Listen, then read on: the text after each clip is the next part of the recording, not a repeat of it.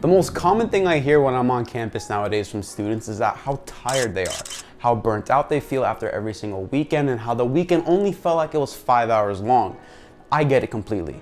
I'm a master's student myself. I'm actually in my last semester and I'm 5 months out from getting my master's degree in electrical engineering. I gotta find a piece of wood to knock on.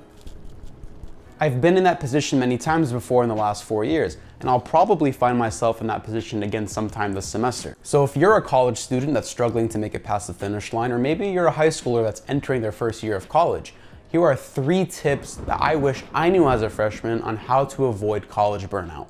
So why would a college student even feel burnt out in the first place? Well, let me tell you. The never-ending, useless busy work assignments, homework, projects, 10 to 20 page essays, tests, exams, and other projects and courseworks, and not to mention the stupid discussion board questions where I have to tell Cynthia how great of a job she did and how much I agree with something that she said that I didn't even read. It's a lot considering you have 4 to 5 classes a semester, 2 semesters a year for 4 years, back to back to back to back. It's a lot. Sorry, just had some PTSD. But from the advice of this really good read, Leading on Empty, I was able to succeed my senior year. I got my degree in electrical engineering with honors. I'm 5 months away from graduating with my master's degree. But I get it, reading's not for everybody. And if you don't want to read this book, then let me give you some really quick and easy points that you'll understand. So if you're ready, let's go. Okay, number 1, there's going to be a lot of challenging days ahead of you, in your personal life especially. The average age for a college student is ranging from their late teens to mid to early 20s. That's the time in your life where there's going to be a lot of personal things that's going to happen to you. You're going to get in and out of a relationship. Maybe you're going to go through a bad breakup. There's someone in your family, God forbid, that passes away at an unfortunate time. You're going to get out of a job. You're going to get fired. You're going to get into a new position that's very demanding.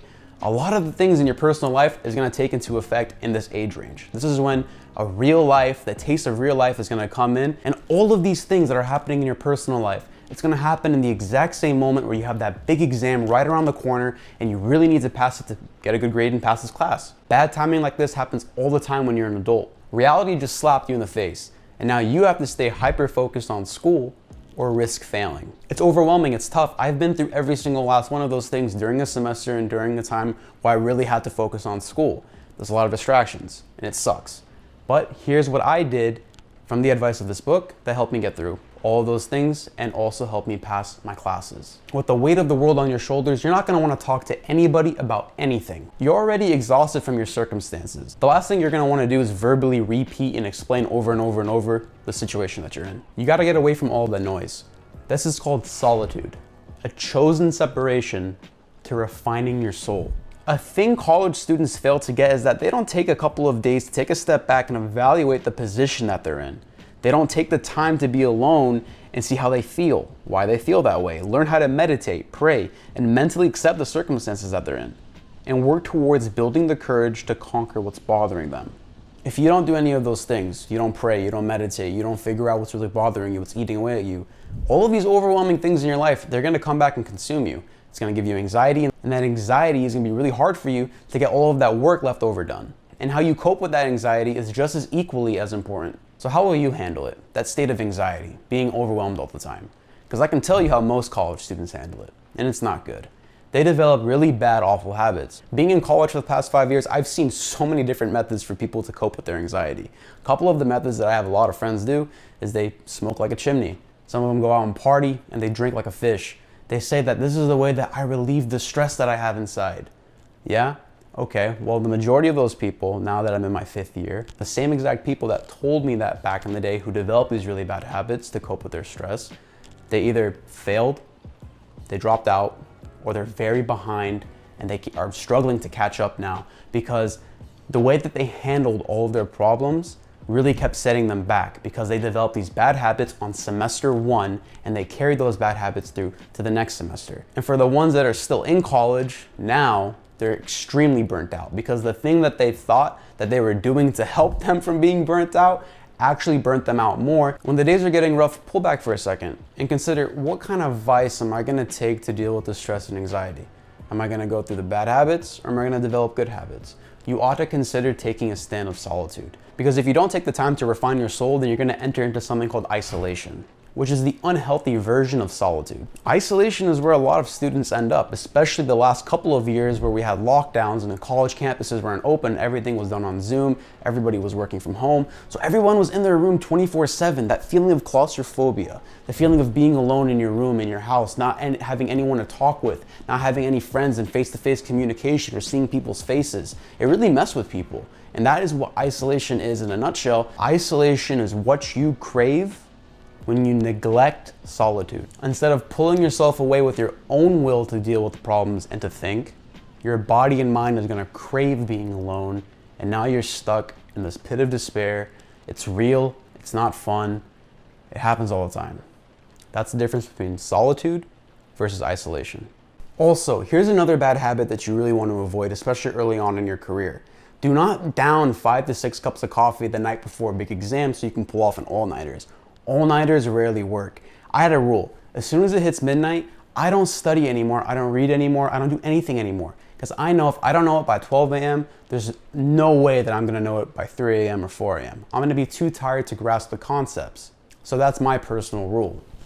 Well, Emmanuel, that's probably because you're not as dedicated as I am to my studies and you don't want to study all night. That's fine with you, but not for me. I'm going to pull off an all-nighter because I'm dedicated to my studies. Well, actually, I took the proactive stance and started studying for this exam about a month ago, and I actually feel really comfortable about where I am right now, and I feel confident in my ability, so I don't have to really pull off an all-nighter. I don't think it's necessary for me. And that leads into tip number 2, and that's problems don't destroy you, unresolved problems do. For some reason, young people like myself love to procrastinate. I do it sometimes, but for the majority of the time when it comes to college assignments, I don't, because I always felt better that if I finished the project the day that it was assigned, if it's a realistic length, then I would not have to worry about anything coming and nipping me on the butt later on. Keeping those unresolved problems around, like doing your homework last minute, not studying, not taking classes seriously, those will hurt your grade. If your grade gets hurt, your stress levels go up. Your stress levels go up, you're more likely to get burnt out. You get burnt out, you'll fail the class. You fail the class, you gotta retake it. And now you're stuck in college longer than you needed to be, paying more money than you needed to pay for a class that you could have closed out if you just didn't procrastinate to start with in the first place. So remember, problems don't destroy you, unresolved problems do. Tip number 3, 7 is a magic number, and let me tell you why. The majority of these big companies out there today, they offer something called a sabbatical. And what that is a paid 2 to 3 month vacation time where you can go live your life, recharge your batteries, and then come back ready to go, offering your company the best version of yourself. Christians and Jews have something called the Sabbath, where they take the 7th day out of the week off, either the Saturday or the Sunday. Whether you're religious or not, everybody knows that the saying goes, on the 7th day, God rested. God being omnipresent, omnipotent, omniscient, all-powerful, all the places and all the time, he might know something that you and me don't know. And if he rested on the 7th day, what makes you think that you can outwork God? You can outwork God? Okay, good luck with that. So what's the point? The point is that you need that 1 day out of the week for resting. Maybe not the full 24 hours, but a good chunk of it should be dedicated for you to recharge your batteries. It's hard to do when there's so much work still out there that needs to get done. When I'm taking that day off, I always feel like I'm not being productive on that Sunday because I'm either reading a book, playing video games, going to church in that morning, whatever. The point is that I'm not doing stressful things that are gonna burn me out, like doing schoolwork or business-oriented things or worrying about work in general. If you don't give yourself that 1 day out of the week to really rest, you're gonna develop long-term stress. And stress is a predecessor for depression. And you see a lot of college students now these days, they're very depressed. You already have the world against you at this time.